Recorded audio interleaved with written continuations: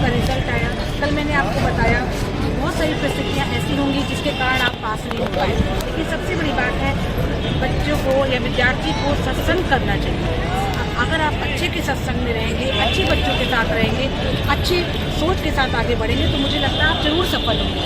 आइए मैं आपको एक बहुत अच्छी कहानी सुनाती हूँ। आज मैं कहानी सुनाती हूँ एक रत्नाकर नाम के एक व्यक्ति की, जो एक रत्नाकर नाम का एक व्यक्ति था। वो ब्राह्मण कुल में जिसका जन्म हुआ था, और लेकिन वो लूट मार करके लोगों को लूट मार कर देता था। एक दिन वहाँ पे लूट मार करने के लिए भगवान नारद जी वहाँ पर आए, और भगवान नारद जी ने उससे कहा कि तुम ये लूट मार का कुकर्म क्यों करते हो?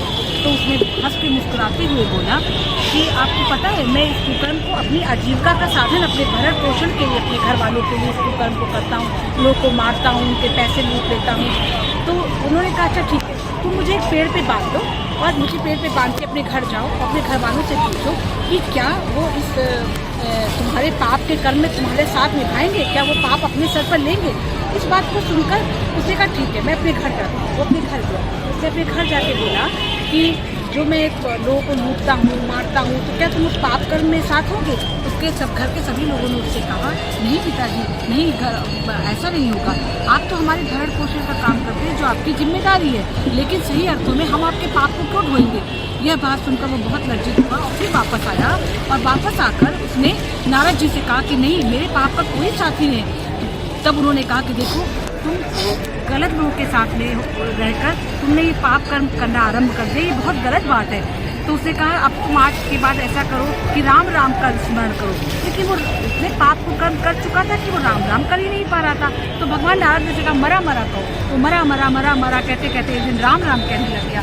और अंत में आपको पता है उन्होंने रामायण की रचना की, और अंत के समय में भगवान माता सीता अपने पुत्र लव कुश का जन्म भी वहीं वाल्मीकि के आश्रम हुआ। देखो बच्चों, एक गलत संगत के साथ में उन्हें कैसा असर हुआ, और एक नारद जी के अच्छे सत्संग में रहने के बाद उनके कैसा असर हुआ कि उन्होंने रामायण की रचना की। इसलिए मेरे प्यारे बच्चों, इस नए सत्र से हमेशा अपने से अच्छे बच्चों के साथ रहो, जो पढ़ने में होशियार है उनके साथ रहो, अच्छे से पढ़ाई करो और उच्च स्थान को प्राप्त करो। देखो ये माँ गंगा की पवित्र धारा है, और माँ गंगा हमेशा ऐसे बहती है और आगे बढ़ने को कहती है।